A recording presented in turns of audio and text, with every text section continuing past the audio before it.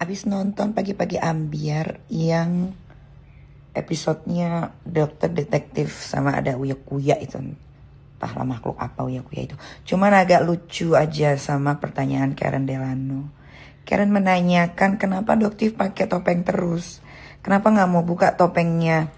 Padahal di YouTube banyak loh muka dokter yang nggak pakai topeng kalau ngebahasnya bukan tentang skincare.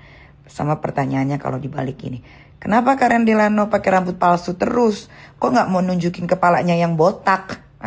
Itu gimana kalau pertanyaannya dibalik kayak begitu?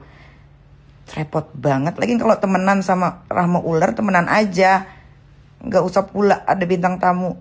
Digitu-gituin harus netral. Host itu harus netral. Paham nggak? Host, co-host TV itu harus netral. Kenetralan itu harus ada. Nggak boleh keberpihakan tuh nggak boleh.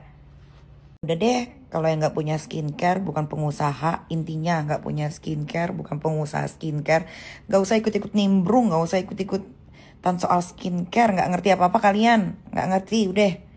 Kalian tuh harus berterima kasih adanya dokter detektif bertopeng yang katanya bopeng gara-gara ngurusin pasien COVID. Udah, kalian tuh harusnya berterima kasih, tahu nggak? Banyak banget masyarakat yang terselamatkan. Orang-orang jadi tahu. Oh iya, skincare ini tuh nggak boleh dipakai, overclaim, berbahaya. Nggak usah pada harusnya begini. Nggak. Udah bener yang dilakuin dokter tuh udah bener. Kalau nggak ada dia bayangin tuh, owner skincare kayak Rahma Ular makin kaya. Ya kalau mereka makin kaya, terus yang beli skincare-nya mukanya makin hancur, nggak ada yang mau tanggung jawab. Ada yang mau tanggung jawab? Nggak ada. Si Rahma Ular aja nggak mau balikin uang reseller, agen sama distributor. Gimana mau balikin uang customer? Saziga sudah ditahan. Waria Saziga sudah ditahan di Polda Surabaya. Selamat ya War, udah dapat tempat baru. Sekarang gue mau beralih ke Uya Kuya. Uya Kuya, lu tahu apa tentang skincare? Lu jangan kucuk-kucuk masuk di akhir. Ini udah mau akhir, lu jangan sok tahu.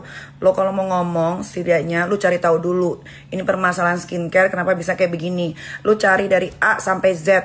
Jangan kucuk-kucuk lu nimbrung, tapi lu langsung kayak orang sok tahu. Ya. Jangan kayak begitu, kelihatan banget lu gak tahu apa-apanya, kelihatan banget lu bodohnya lu.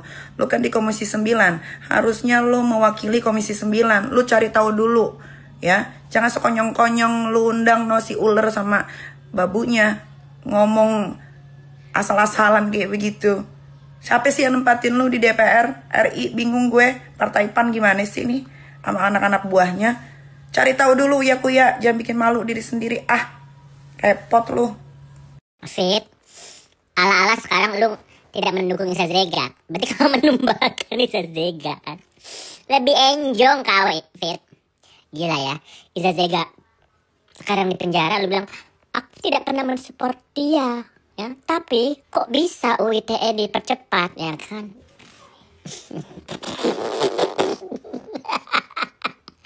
Ala-ala deh, Fit, ya kan. Kemarin lantang banget. Next lu. Percaya, next lu.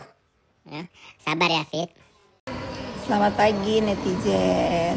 Nyariin aku tidur tuh baru bangun. Jadi kalau kalian bertanya nih heboh katanya Isa Zega ditahan, ya udah biarin aja. Aku udah bilang tegak lurus. Kalau memang salah, kalau memang enggak. Tapi kita lihat kesalahannya di mana. Kok bisa ITE langsung ujug-ujug ditahan? Ya biar aja Bapak polisi nanti yang menjawab. Isa Zega kan juga punya tim lawyer. Aku dari awal bilang aku tidak ikut campur. Jadi jangan nuduh-nuduh nih. Ya, aku tahu nih siapa yang nuduh-nuduh aku ikut campur. Nggak ada. Aku nggak ada ikut campur apapun urusan ini.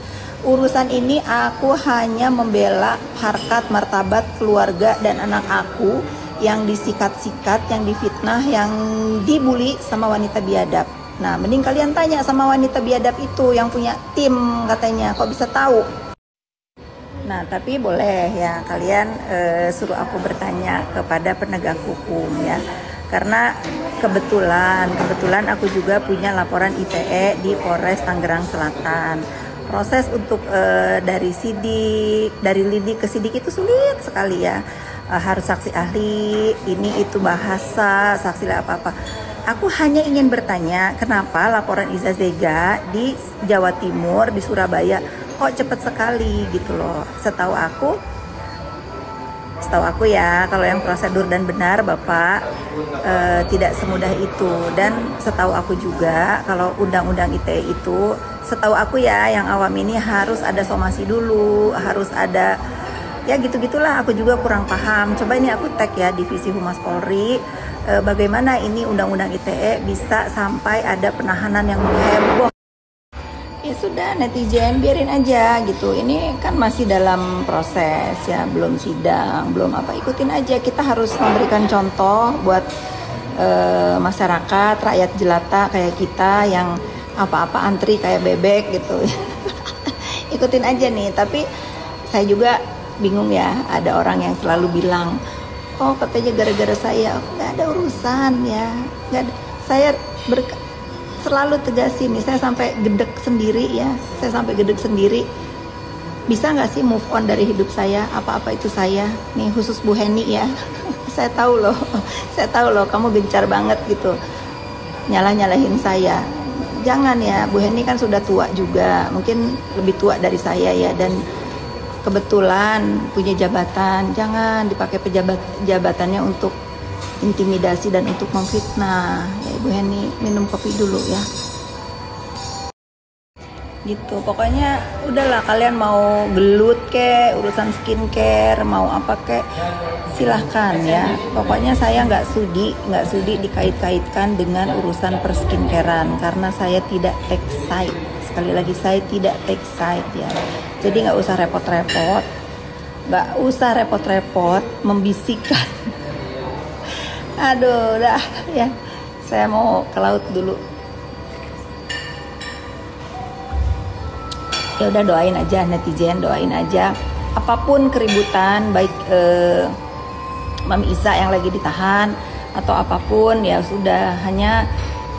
Saya hanya bisa mendoakan semoga ini bisa menjadi contoh dan Iza Zega bisa melewati dengan baik seperti waktu itu dia pernah dilaporkan juga, dan dia bisa bebaskan. Udah simple kok ya, santai gitu. Lagian kasus Iza Zega ini bukan kasus kriminal ya, bukan kasus korupsi, bukan kasus TPPU. Bukan kasus pemerasan gitu, bukan kasus money laundering. Ya udah, biarin aja ya. Dan aku nggak mau ikut campur nih. Insya Allah polisi tegak lurus ya, insya Allah ya. Aku lagi-lagi akan fokus membela harkat dan martabat keluarga saya dari manusia-manusia dakjal ya, karena ada beberapa manusia-manusia dakjal itu yang menyerang harkat dan martabat keluarga saya. Itu ya netizen. Pengusaha halu mau kerja dulu ya. Pengusaha halu mau punya gedung. Ayo naik. Siap, Kak. Pengusaha halu lagi lihat bangunan. Dah, sekian kehaluan aku hari ini. Ditunggu halu-halu selanjutnya. Aduh. Sama dakjal. Dia aja sih. Dia aja. Dia nggak tahu kalau kita ini mental anti bullying. Ya lagian apa yang mau diiniin, kenyataannya tuh nggak, omongannya tuh nggak ini. Mereka tuh nggak siap menerima kenyataan fakta. Itu omongan orang dengki Kak. Tuh, teman-teman aku bilang omongan orang-orang dengki. Ya udah, kamu sekarang berangkat sore